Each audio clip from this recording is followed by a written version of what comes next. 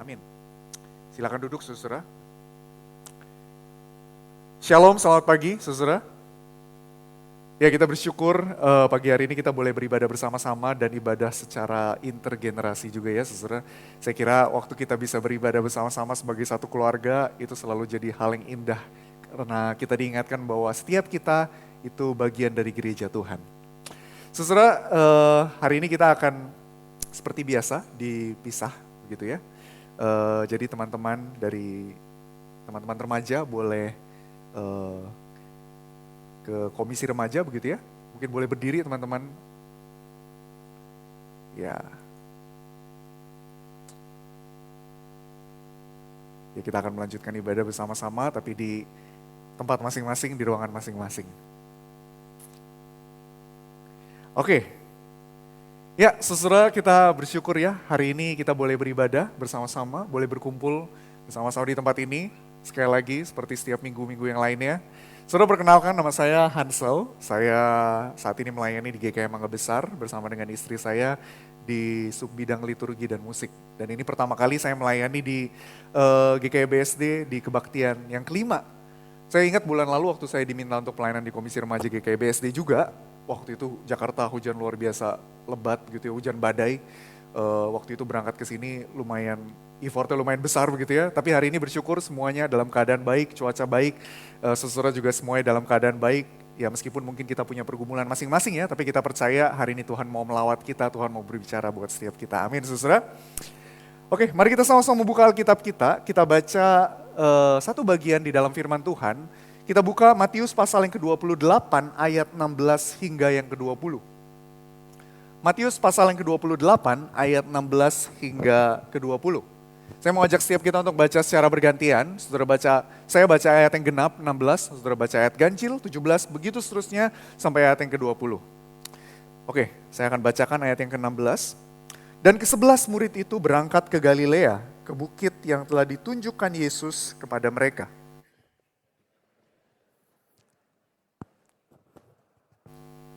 Yesus mendekati mereka dan berkata, "Kepadaku telah diberikan segala kuasa di sorga dan di bumi.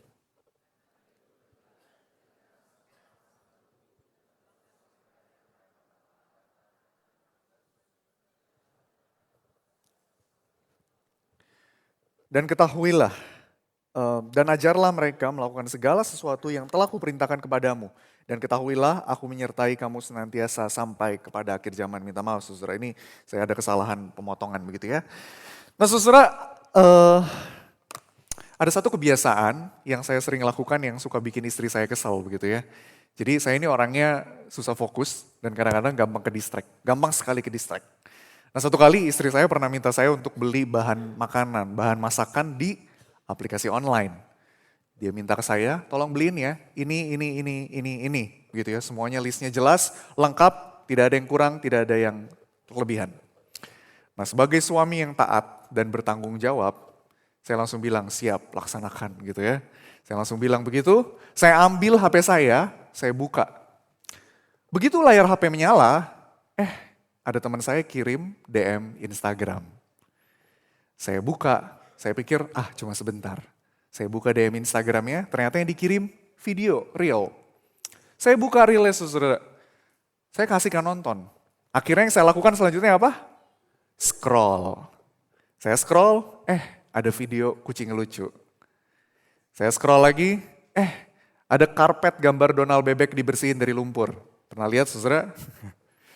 Scroll lagi, ada review pisau kupas apel dari China. Scroll terus 10 menit, 15 menit, 20 menit, akhirnya 30 menit. Istri saya balik, dia bilang begini, "Gimana? Udah beli belum?" Saya bengong, saudara. Waktu saya lihat HP saya, ternyata saya lagi lihat orang nyemen dan bikin kolam renang di tengah hutan gitu ya. Saya scrolling terus 10 menit, 15 menit, sampai 30 menit, sampai saya lupa apa yang harusnya saya kerjakan. Nah, saudara, saya harap yang saya lakukan ini tidak terjadi di suami-suami di tempat ini ya. Tapi kalaupun ada, ibu-ibu tolong ampunilah kehilafan kami. Kadang-kadang emang kelewat aja begitu ya. Kadang-kadang emang lupa aja. Nah, saudara, emang ini cerita saya, case-nya ini tentang saya. Tapi saudara sadar nggak? Seringkali kalau kita melihat ke keseharian kita, kalau kita melihat ke kehidupan kita begitu ya.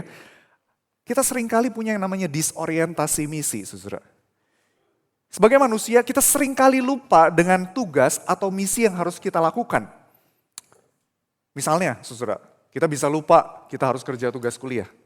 Kita lupa kalau kita harus ganti popok bayi kita. Atau kita lupa servis mobil yang harusnya kita lakukan berapa bulan sekali. Kenapa bisa kelewat, saudara? Alasannya macam-macam. Bisa jadi karena kita lupa, bisa jadi karena kita menunda kayak saya tadi, atau bisa jadi karena kita punya prioritas lain yang lebih penting. Misalnya kita tahu nih, besok pagi kita harus siapin bekal buat dibawa ke sekolah. Tapi kita baru ingat, iya ya, ada satu episode di Netflix belum selesai. Kita buka Netflixnya. Setelah selesai nonton, ya lupa kalau besok harus siapin bekal begitu ya. Akhirnya tidur, lupa begitu apa yang harus dilakukan. Nah saudara, kita harus punya kesadaran akan misi kita. Baik itu yang sifatnya sederhana ataupun yang sifatnya lebih besar. Misi yang lebih sederhana misalnya apa? Ya memelihara tubuh kita setiap hari misalnya, yaitu misi kita. Tapi saudara sebagai orang percaya, kita itu punya satu misi yang Tuhan berikan kepada kita. Ada di mana saudara? Misinya ada di dalam ayat yang tadi kita baca. Misi yang seringkali disebut sebagai amanat agung saudara, the Great Commission. Nah saudara, amanat agung ini itu berlaku buat setiap kita. Misi ini adalah misi yang harusnya kita lakukan sebagai orang percaya. Kalau kita bilang kita anak Tuhan, kalau kita bilang kita percaya Yesus, maka ini harusnya menjadi misi kita semua. Bukan misi sebagian orang, bukan misi hamba Tuhan tertentu, bukan misi dari bidang misi aja. Ini misi dari setiap kita. Bahkan ada satu misionaris, Hudson Taylor, dia bilang begini, "The Great Commission is not an option to be considered, it is a command to be obeyed." Ini bukan pilihan, ini bukan opsional sifatnya, tetapi perintah yang memang harus kita taati, saudara. Nah saudara, kalau kita ngomong soal misi, pasti ada yang namanya goal. Ya, kalau misalnya saya ngomong pemerintah, goal dari pemerintah apa sih? Ya masyarakatnya sejahtera, menyejahterakan masyarakat. Artinya kalau masyarakat belum sejahtera, kalau masih banyak yang pengangguran, kalau masih banyak yang hidupnya di bawah garis kemiskinan, maka bisa jadi saudara ya, pemerintahnya belum melakukan tugas atau misinya dengan baik. Itu goal. Nah lalu misalnya kalau kita ngomong soal hakim di pengadilan, apa goal dari misinya? Ya menegakkan keadilan. Sekarang kalau saya tanya, apa yang menjadi goal kita saudara? Apa yang menjadi goal kita? Itu ada di ayat 19 yang tadi kita baca. Di dalam ayat 19, Yesus berkata, "Pergilah, jadikanlah semua bangsa muridku." Semua bangsa saudara, semua orang. Bukan cuma orang-orang tertentu, bukan cuma orang Yahudi, bukan cuma orang dari latar belakang atau etnis budaya tertentu. Jadi dari sini sudah clear, ada satu poin yang kita bisa dapat saudara. Misi Tuhan itu ditujukan bukan hanya ke orang-orang tertentu, tapi setiap orang. Artinya saudara, setiap orang yang kita temui, entah itu di kantor, entah itu di sekolah waktu kita ketemu sama ibu-ibu, entah itu waktu kita ada di komplek perumahan, ketemu dengan begitu banyak orang dari latar belakang budaya. Saudara, semua orang itu berhak untuk mendengar Injil. Semua orang itu berhak untuk menerima undangan sebagai murid Tuhan. Nah ini yang menarik saudara, karena bukit di mana tempat mereka berkumpul, Galilea, itu seringkali disebut sebagai wilayah bangsa-bangsa lain. Wilayahnya Gentiles, saudara-saudara. Kalau kita baca Injil, di awal itu biasanya Injil fokus misinya lebih banyak kepada domba-domba Israel. Tetapi di titik ini, sebelum Yesus kembali ke surga, Yesus memerintahkan murid untuk mengarahkan fokus misinya bukan hanya kepada orang-orang Yahudi, tapi kepada semua bangsa, kepada semua orang. Nah ini misi yang gak main-main, saudara. Kenapa misi yang gak main-main? Karena yang mengutus ya Yesus. Yang dikatakan di dalam bagian yang tadi kita baca, itu memiliki segala kuasa di surga dan di bumi. Memang kalau kita baca ayat yang ke-18, kita mungkin bisa merasa, ini kok maksudnya gimana ya? Yesus sebelumnya belum punya kuasa atau gimana? Bukan begitu saudara ya. Yesus itu justru karena dia Tuhan, ketika dia menjadi manusia, dia bisa dalam tanda kutip membatasi kuasanya. Sampai ketika dia mengalahkan maut, lalu kuasa penuhnya itu diproklamasikan lagi. Jadi sebenarnya bagian ini itu menunjukkan bahwa Yesus itu dari awal memang punya otoritas penuh, punya kuasa penuh di atas surga, di atas bumi, di atas segala ciptaan. Dan ini yang membuat misi kita spesial, saudara. Misi kita yang mengutus itu bukan manusia biasa. Yang mengutus kita di dalam misi ini adalah Tuhan yang berkuasa atas surga, yang berkuasa atas bumi, yang berkuasa atas alam semesta. Kita kalau dapat tugas, misalnya dari orang tua kita kadang-kadang masih setengah hati, masih bisa ya saudara. Tapi kalau kita tahu tugas yang diberikan ini diberikan oleh seseorang yang penting, wah kita pasti akan berusaha untuk melakukan itu seserius mungkin. Karena kita tahu siapa yang utus kita, karena kita tahu siapa yang menugaskan kita. Nah saudara, Yesus itu mendorong setiap kita untuk menjadikan murid. Kenapa murid? Karena saudara, murid itu identik dengan kekristenan. Kalau saudara baca Kisah Para Rasul 11 ayat 26, kata Kristen itu pertama kali diberikan kepada murid-murid. Dan kata matetes atau murid yang dipakai di situ, itu seringkali juga dipakai untuk menggambarkan gereja pada saat itu. Gereja mula-mula, komunitas Kristen pada saat itu. Jadi memang natur orang percaya, natur kekristenan itu natur untuk menjadi murid. Artinya begini saudara, waktu kita diminta untuk menjadikan murid itu bukan sekedar bikin orang tertarik ganti agamanya di KTP jadi Kristen. Enggak saudara. Murid itu punya satu pemaknaan yang lebih dalam. Dan menjadi murid, menjadi disciple itu beda dengan jadi yang namanya fans. Saudara, saya suka nonton Isyana, saya suka sama lagu-lagunya. Kadang-kadang kalau dia konser di Java Jazz, saya nonton begitu ya. Saya pernah ketemu langsung, tapi saya nggak tahu hidup dia di belakang layar seperti apa. Saya nggak tahu apa yang dia lakukan ketika dia nggak manggung. Saya nggak mengikuti cara hidup dia begitu ya. Saya juga nggak tahu begitu ya, dia pencet odol dari tengah atau dari bawah. Saya nggak tahu saudara. Banyak hal yang saya tidak tahu tentang Isyana. Saudara, saya cuma fans, saya cuma mengikuti dia dari jauh, saya cuma kagum sama dia. Tapi menjadi disciple, menjadi murid itu berbeda saudara. Menjadi murid itu artinya mengimitasi gurunya. Menjadi murid itu bukan cuma kenal siapa yang jadi gurunya, tetapi belajar hidup seperti gurunya. Nangkap ya saudara ya? Dan ini yang dilakukan oleh murid-murid pada saat itu. Mereka hidup bersama dengan Yesus dan bukan cuma kenal Yesus. Mereka belajar langsung dari Yesus. Buat mereka relasi guru dan murid itu bukan seperti relasi yang dipahami oleh komunitas Farisi waktu itu. Yang sifatnya lebih kepada relasi pertukaran intelektual, pertukaran informasi. Sifatnya lebih di tataran intelektual. Enggak saudara, murid itu belajar untuk hidup seperti gurunya. Nah saudara, sampai sini, saudara menangkap ya, bahwa setiap kita di sini adalah murid. Kita nggak akan pernah jadi guru, tidak akan ada yang jadi guru, karena guru kita cuma satu, Yesus. Dan kita semua adalah murid yang dipanggil untuk menjadikan murid. Sederhananya saudara, misi kita itu adalah mengundang orang lain, menuntun orang lain untuk menjadi murid dimanapun. Kalau saudara perhatikan, kata pergilah di ayat 19 atau poreutentes, itu kalau diterjemahkan itu bisa berarti as you are going atau sembari engkau pergi. Sederhananya saudara, kita itu bisa menjadikan murid dimanapun, kapanpun dan dalam keadaan apapun. Waktu saudara belanja ke supermarket, saudara bisa menjadikan murid. Waktu saudara pergi potong rambut di barbershop, kita bisa menjadikan murid. Waktu kita ada di kafetaria kampus, kita juga bisa menjadikan murid. Nah saudara, di sini kita perlu menata ulang pemahaman kita ya, bahwa yang namanya misi itu bukan sesuatu yang jauh di sana. Sesuatu yang kayaknya cuma ada di pedalaman, mission trip begitu ya saudara. Tentu itu bukan hal yang salah begitu ya saudara. Misi di sana juga penting.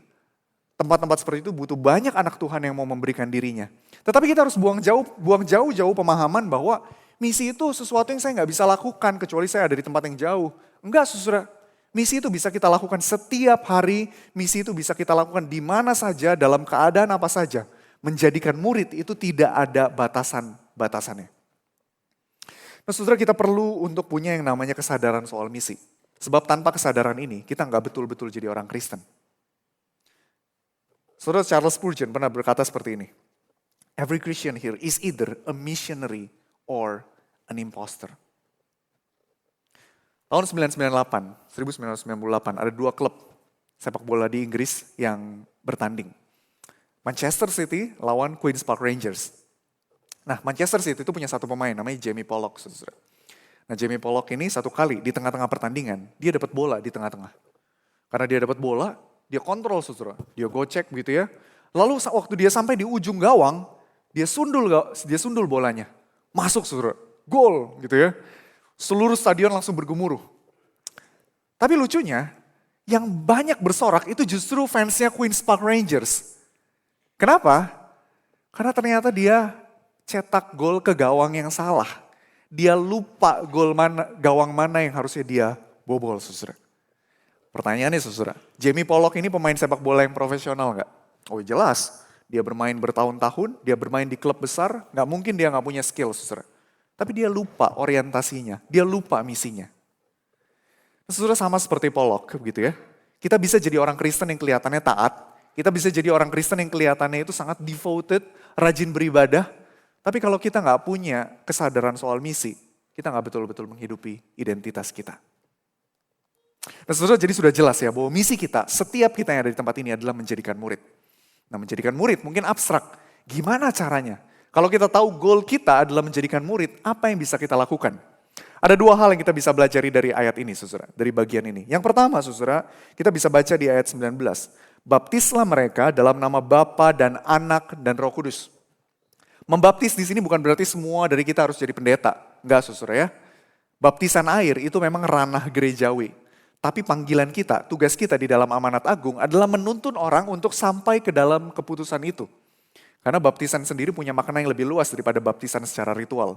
Kalau kita baca Roma pasal yang ke-6 ayat 3-4, Paulus itu berkata, atau tidak tahukah kamu bahwa kita semua yang telah dibaptis dalam Kristus, telah dibaptis dalam kematiannya. Dengan demikian kita telah dikuburkan bersama-sama dengan dia oleh baptisan dalam kematian, supaya sama seperti Kristus telah dibangkitkan dari antara orang mati oleh kemuliaan Bapa, demikian juga kita akan hidup dalam hidup yang baru. Saudara, baptisan itu identik dengan kesatuan dengan Kristus di dalam kematian dan kebangkitannya. Sehingga dengan kata lain, menjadikan murid itu artinya menuntun orang untuk memiliki identitas yang baru di dalam Kristus. Menjadikan murid itu artinya menuntun orang untuk percaya kepada Allah Tritunggal. Menjadikan murid itu artinya menuntun orang lain, membimbing mereka untuk mengalami kelahiran baru di dalam Roh Kudus. Meskipun kelahiran baru itu pekerjaan Roh Kudus ya, bukan pekerjaan kita. Tapi orientasi kita itu ke sana. Karena ketika orang itu dibaptis, orang itu mengalami kelahiran baru. Dia ada di dalam satu titik baru di dalam kehidupannya. Makanya baptisan itu sering identik, punya istilah teknis itu act of initiation. Sebuah inisiasi, saudara. Nah cuma kan kadang-kadang kita ngelihat baptisan itu kayak titik akhir ya. Final step, bener gak? Kita katekisasi berbulan-bulan, kita dibaptis di depan jemaat, terus kita merasa sekarang gue udah bebas gitu ya. Tugas gue sebagai orang Kristen udah selesai gitu ya. Yang penting udah dibaptis. Enggak saudara. Baptisan itu cuma permulaan. Ada satu kebiasaan yang unik di kampus-kampus di Inggris dan kampus-kampus di Amerika. Meskipun mungkin tidak semua begitu ya. Kampus-kampus di Inggris ketika wisuda mereka pakai kata graduation atau wisuda seperti yang kita pahami hari ini.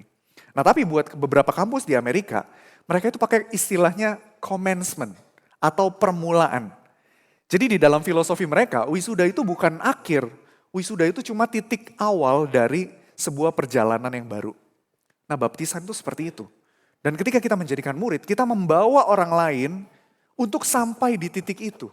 Untuk sampai di sebuah titik atau permulaan yang baru. Nah saudara, bagaimana kita melakukan semua ini? Sederhana saudara. Tugas kita adalah menampilkan bagaimana manisnya hidup di dalam Tuhan. Bagaimana sih indahnya hidup sebagai orang yang percaya kepada Tuhan? Saudara, kesempatan ini selalu ada setiap hari. Saya percaya begini saudara, kalau memang kehidupan bersama Tuhan itu betul-betul berkesan buat kita, kita pasti selalu berhasrat untuk menceritakannya ke orang lain. Misalnya saudara, kita pergi ke satu coffee shop, kita minum kopi, kopinya enak. Kita pasti cerita ke teman-teman kita, kemarin ada coffee shop enak banget. Kemarin gue datang ke cafe ini kayaknya tempatnya cozy banget. Kapan-kapan kalau kita ngopi bareng yuk di situ. Nah saudara, kalau ada sesuatu yang sangat berkesan di hidup kita, indah di hidup kita, kita pasti akan menceritakannya. Betul ya saudara? Dan saya yakin juga, kalau Yesus, kehidupan bersama Tuhan itu betul-betul berkesan di hidup kita, maka kita juga akan menceritakannya. Kita akan memperkenalkan Tuhan di hidup kita. Entah itu ketika kita ketemu orang di Grab, entah itu ketika kita ketemu orang di barbershop, ketemu orang di pasar, ketemu ibu-ibu sesama ibu-ibu waktu nungguin anak di sekolah. Itu akan jadi lifestyle kita, saudara. Itu akan jadi kebiasaan kita. Dan kadang-kadang memperkenalkan Tuhan itu juga tidak selalu hanya lewat perkataan. Orang bisa mengenal Tuhan lewat hidup kita. Saudara, saya yakin orang itu bisa mengenal Tuhan lewat apa? Keseriusan kita di tempat kerja. Staff-staff dan satpam di sini yang belum percaya bisa mengenal Tuhan lewat apa? Lewat keramahan kita. Dan bahkan keluarga kita yang belum percaya itu juga bisa mengenal Tuhan lewat kepedulian kita. Ada banyak hal, ada banyak cara yang bisa kita lakukan untuk memperkenalkan Tuhan. Setelah beberapa tahun yang lalu, saya lupa 1 tahun lalu atau 2 tahun yang lalu, saya pulang dari Pacific Place bareng istri saya. Kami ketemu teman lama dan karena kami nggak bawa kendaraan begitu ya, kami pulang naik Grab. Driver kami waktu itu, kami tahu jelas bahwa dia bukan orang percaya. Kita ngobrol-ngobrol dan ternyata baru ketahuan bahwa dia pernah berelasi dengan orang Kristen dan mungkin pernah mengalami kekecewaan begitu ya. Tapi di satu titik dia bilang begini, tapi semua agama sama kok, semua agama itu baik. Nah ketika saya dengar itu, saya tanya begini saudara, Pak, kalau seandainya Bapak merasa semua agama baik, pernah nggak kepikiran untuk percaya Yesus? Begitu saya bilang. Nah saudara, driver ini kasih satu kalimat yang buat saya sangat menohok. Dia bilang begini, iya, tapi sayangnya di seumur hidup saya tidak pernah menemukan orang Kristen yang baik. Saudara, saya nggak tahu orang ini seperti apa, saya nggak tahu karakter dia seperti apa dengan jelas. Tapi saya coba membayangkan saudara, kalau seandainya saja dia ketemu satu orang Kristen yang baik, satu orang Kristen yang bisa memberi dampak buat dia, mungkin ceritanya akan berbeda. Saudara, di luar sana ada banyak orang yang belum mendengar tentang Injil, banyak yang belum mendengar tentang Yesus. Dan bagian kita adalah memperkenalkan Yesus pada mereka, sampai mereka masuk ke dalam satu titik baru di dalam kehidupan mereka itu. Ini yang pertama saudara. Yang kedua, ada di ayat ke-20. Yesus berkata, dan ajarlah mereka melakukan segala sesuatu yang telah kuperintahkan kepadamu. Saudara, Yesus mengatakan ini setelah dia berbicara tentang baptisan. Artinya apa? Menjadikan murid itu bisa juga dilakukan ketika kita menolong sesama kita yang sudah percaya untuk bertumbuh lagi di dalam iman. Nah saudara, kita seringkali terjebak untuk memisahkan yang namanya penginjilan dan pemuritan. Padahal misi itu mencakup kedua-duanya. Misi itu gak cuma sekedar bikin orang percaya kepada Yesus, tetapi juga menolong mereka untuk bertumbuh, saudara. Sama kayak kalau begini, saudara. Kalau kita punya anak, kita gak mungkin kan cuma fokus sama pada proses melahirkan. Kita pasti kesel ngelihat orang cuma mau melahirkan tapi gak mau membesarkan. Enggak, saudara. Yang namanya punya anak, yang jadi fokus itu bukan cuma melahirkan, tetapi juga membesarkan, mengasuh, mendidik. Nah saudara, misi itu pun seperti itu. Misi itu gak cuma fokus kepada bagaimana memperkenalkan Injil, tetapi bagaimana Injil itu dihidupi setiap harinya. Setiap kita itu setiap hari butuh Injil. Setiap kita setiap hari butuh kebenaran. Gak ada satupun dari kita yang sudah sempurna sebagai murid. Gak ada satupun dari kita yang sudah berhasil jadi murid atau bahkan jadi guru begitu ya. Gak ada saudara. Setiap kita membutuhkan Injil. Nah saudara, karena ini bagian dari misi Tuhan, maka semua yang ada di tempat ini itu adalah murid yang sama-sama menjadikan murid. Itulah kenapa ada istilah katanya discipleship. Karena kita ini murid yang membimbing orang lain untuk menjadi murid yang semakin dewasa. Yang semakin bertumbuh sehingga seperti kata Galatia 4 ayat 19. Sampai rupa Kristus menjadi nyata di dalam kamu. Prosesnya itu gak seperti di ruang kelas saudara. Prosesnya itu bukan cuma transfer informasi. Tetapi bagaimana kita menolong mereka untuk hidup dan bertumbuh di dalam pengenalan akan Tuhan. Karena Yesus sendiri gak cuma mengajar lewat perkataan. Yesus sendiri gak cuma mengajar lewat informasi. Tetapi hidup yang ditampilkan. Mengundang hidup yang ditransformasi. Nah, saudara, ada banyak hal yang bisa kita lakukan untuk melakukan ini. Waktu kita jadi orang tua, kita bisa belajar memuridkan dari hal yang paling sederhana, yaitu apa? Mendidik anak kita. Kalau kita punya orang tua, kita juga bisa belajar menegur mereka dengan kasih ketika mungkin ada hal-hal yang tidak sesuai dengan kebenaran. Ada banyak hal yang lain yang bisa kita lakukan juga, saudara. Kita bisa memuridkan orang lain ketika kita mempercakapkan Kristus di dalam percakapan kita. Seringkali kita memisahkan topik pekerjaan, topik hobi, topik cita-cita itu beda sama topik tentang Tuhan. Padahal enggak, saudara. Tuhan ada di setiap aspek hidup kita. Dan kita bisa memuridkan orang lain ketika percakapan kita. Baik itu tentang pekerjaan, tentang kebiasaan kita, tentang ketakutan kita, itu juga ada Tuhan di dalamnya. Karena kita tahu Tuhan ada di dalam setiap kehidupan kita. Kita juga bisa memuridkan orang lain ketika kita berbagi dengan mereka, ketika kita bertumbuh bersama di komunitas-komunitas yang ada. Saudara, ada banyak hal yang kita bisa lakukan sebagai bentuk dan komitmen kita untuk memuridkan orang lain. Saudara, saya ingat beberapa tahun yang lalu saya dan keluarga itu pergi ke Taman Nasional di Bromo begitu ya, ke Gunung Bromo. Kami dipandu oleh satu pemandu gunung. Nah saudara, peran dari pemandu gunung ini apa sih? Ya dia memandu orang-orang seperti kami untuk bisa menikmati Taman Nasional yang indah itu. Nah pertanyaannya, kalau seandainya orang-orang seperti kami ini sudah masuk ke dalam Taman Nasional itu, apakah udah selesai tugasnya? Enggak, saudara. Itu cuma langkah awal. Orang-orang seperti kami belum melihat air terjun yang indah, belum melihat hamparan bukit yang begitu eye-catching gitu ya. Dan belum melihat betapa megahnya sunrise di puncak gunung. Belum, saudara. Tugas dari pemandu gunung ini baru akan selesai ketika dia berjalan bersama-sama dengan orang yang dia pandu di dalam perjalanan itu. Ketika dia bisa menolong orang yang dia pandu untuk melewati tantangan-tantangan alam yang dia hadapi. Nah, saudara, pelayanan kita itu seperti pemandu gunung ini. Misi kita itu bukan hanya membawa orang yang belum percaya untuk sampai di gerbang, tetapi menolong setiap orang percaya juga untuk bertumbuh semakin serupa Kristus. Bedanya kita dengan pemandu gunung, mereka itu ahli, kita itu bukan ahli. Kita ini sama-sama murid yang berjalan. Gak ada satupun dari kita murid yang sempurna. Yang ada hanyalah murid-murid yang mau terus dibentuk. Saudara, bermisi dan menjadikan murid itu berarti membawa orang lain satu langkah lebih dekat kepada Kristus. Satu langkah lebih dekat kepada Kristus. Saya ingat salah satu dosen saya pernah bilang seperti ini, saudara. Bermisi itu seperti jualan bakpao, kurang lebih. Kita nggak tahu waktu kita jualan bakpao yang kita berikan itu bakpao yang keberapa. Bisa jadi itu bakpao pertama yang dia makan waktu dia lapar, atau bisa jadi itu bakpao terakhir yang dia makan ketika dia sudah mau kenyang. Saudara, kita percaya bahwa bermisi itu adalah pekerjaan Roh Kudus. Bermisi itu bukan pekerjaan kita. Tuhan cuma mau pakai kita untuk menjadi alat memperkenalkan Tuhan kepada orang lain. Dan saya yakin pemahaman seperti ini membuat kita jadi jauh lebih rendah hati. Suatu saat, ketika kita memenangkan jiwa, kita jadi sadar itu bukan pencapaian kita. Kita nggak menyombongkan diri dan bilang, lu udah memenangkan berapa orang? Oh kalau gue udah 5, lu berapa? 1, gitu ya. Enggak, saudara. Tapi di sisi lain, pemahaman seperti ini juga menolong kita untuk belajar tetap tenang. Meskipun ada kalanya kita sudah memuridkan orang lain, tapi kok nggak ada perubahan. Kita sudah berusaha, tapi tidak ada perubahan. Kita belajar untuk tetap yakin bahwa semua ini adalah pekerjaan Roh Kudus. Susah nggak, saudara?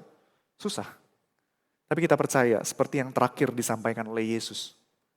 Yesus berkata, dan ketahuilah aku menyertai kamu senantiasa sampai kepada akhir zaman.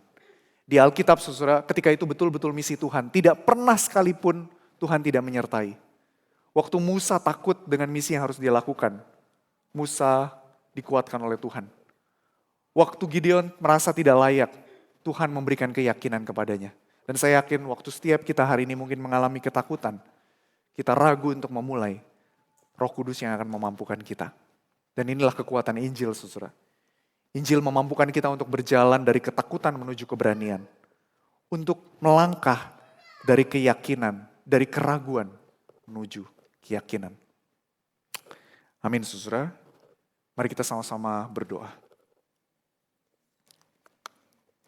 Bapa di surga, kami bersyukur untuk misi yang Tuhan berikan kepada kami. Kami bersyukur kalau Tuhan memberikan kami sebuah hak istimewa, sebuah tugas yang begitu mulia untuk menjadikan murid. Tolong kami ya Tuhan, agar kesadaran ini boleh terus kami bangun.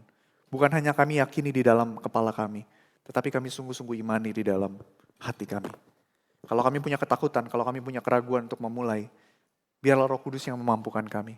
Roh Kudus yang meneguhkan kami, sebab kami percaya seperti apa yang Tuhan telah sampaikan. Tuhan akan menyertai kami senantiasa sampai kepada akhir zaman. Kami bersyukur ya Tuhan untuk waktu pada pagi hari ini. Terima kasih ya Tuhan. Hanya di dalam nama Tuhan Yesus kami berdoa. Amin. Saya kembalikan.